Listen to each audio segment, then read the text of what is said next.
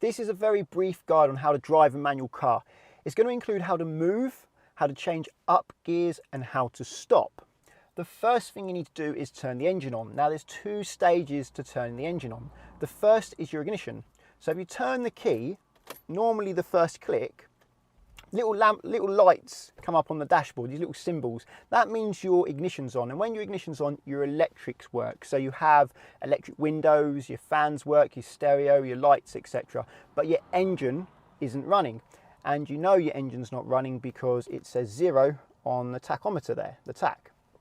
To get the engine running, what I recommend you do is hold the clutch down, which is this left pedal here, clutch to the floor, all the way to the floor when you press it down, and then turn the key all the way, and then the engine fires into life. As you can see, the engine is now spinning. The reason I recommend holding the clutch down when you turn the engine on is not only some cars require you to do this, but if your car was in gear and you turn the engine on, the car would shoot forwards in a forward gear and backwards in reverse gear. Okay, so once your engine's started, your gas is now going to work. This is your gas pedal here, but you're not going anywhere, and that's because you're not in gear. So to put it in gear, make sure you press the clutch down. As my clutch is already down, I'll just leave it down, or if it wasn't down, I'll just press the clutch down. Then I'll move it into gear 1 by pushing the gear stick all the way to the left and forwards.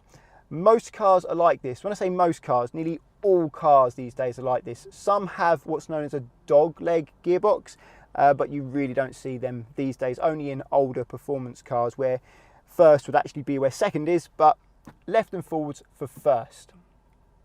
And what you need to do next is take the handbrake off. Now, if this was a hill and you took the handbrake off, the car would roll. So I don't recommend practicing driving a manual car on a hill until you first of all practiced on a flat. The way I'm going to teach you here is not going to work on a hill very well. So I'll take the handbrake off. To do that, this is the handbrake. I'll lift it up. That allows me to press the button in.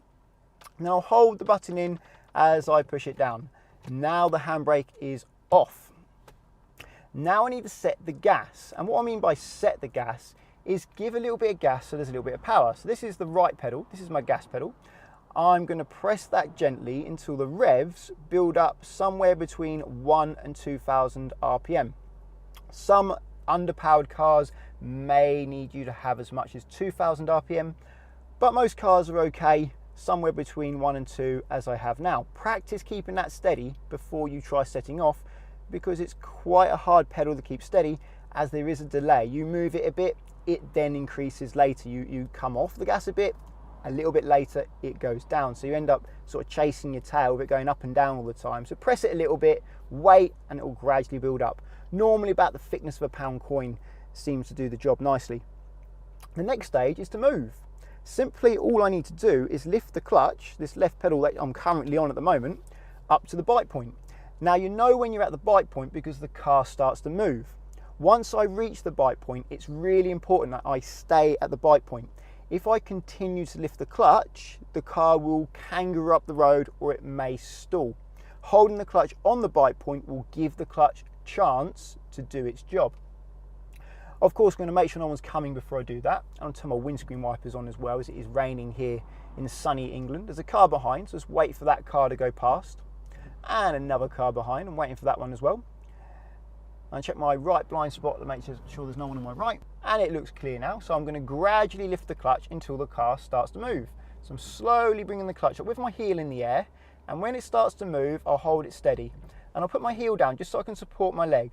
Now I'm going to hold the clutch steady until the engine starts to go up in pitch and the revs start to rise like they are now. Now I can come fully off the clutch and I'm moving. I'm not moving very fast, I'm not trying to move fast. I'm a learner doing their first lesson, don't forget. And now I want to change up a gear. So to change up a gear, what I need to do is when the revs reach around 2,000, I'm just above 2,000 now, so that means I'm overdue a gear change. I'll come off the gas pedal, I'll press the clutch to the floor, I'll move the stick into gear 2, and then I'll gradually come up to the bite point again. So I'll do that now. I'll come off the gas pedal gently, clutch to the floor, move the gear stick to 2, I'll bring the clutch up gradually until I feel the bite point, and when I feel the bite point, I'll hold it there, add a little bit of gas, and gradually come all the way off the clutch. After holding it for about a second or so, just to make sure it's smooth. And now I'm in gear 2.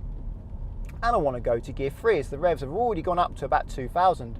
So I'll do the same thing again. I'll gradually come off the gas pedal, clutch all the way to the floor. I'm going to move the gear stick to 3, which is into the middle. Make sure it's properly in the middle, then forwards. That's gear 3. And then I'll bring the clutch up until I feel the bite point. I know the bite point's there because I can feel there's a connection. It starts to slow a bit. And then I'll add some gas as I gradually bring the clutch all the way up. I'm coming up to some temporary traffic lights now. So I'm not going to do the demonstration on how to stop. I'm going to go past these traffic lights and find somewhere else. And I'll be back with you in about 1 second. Okay, now that I've gone past the traffic lights, I can show you how to stop a manual car. It's actually really easy. Just check your mirrors behind you, signal to anyone that you're going to pull over by signaling left. Say I'm going to pull over on the left side of the road. There's no one behind me, so I don't need to do that. All I need to do is cover the brake and clutch. The car starts slowing down, start adding brake to stop where I want to stop, and the clutch must come down and stay down once the revs reach 1,000, like I've just done just there.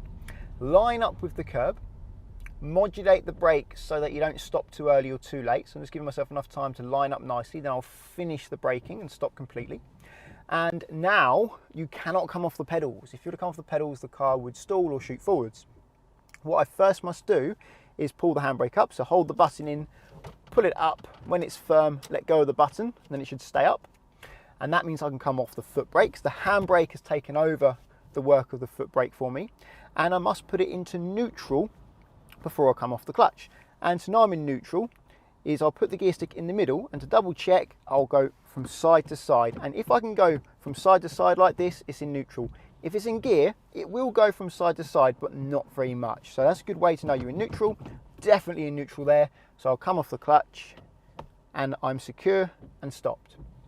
I'm going to go quiet now and let you watch me drive. I'm going to move away, go up to second gear, then third gear, and then stop again. That way you can pause and rewind and watch it as many times as you like.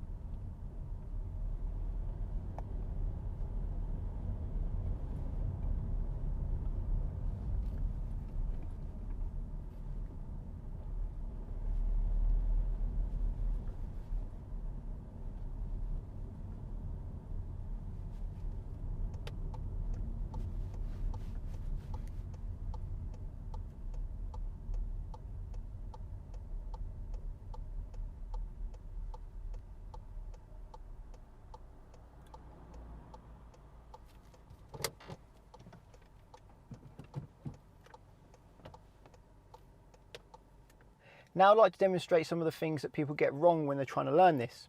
The first thing is they don't give enough gas. They don't give enough gas because they're afraid of the noise, and they think if they give gas, the car's going to go shooting forwards out of control. But actually, giving more gas will help you keep the car slower because you'll be able to hear the bite point a lot earlier.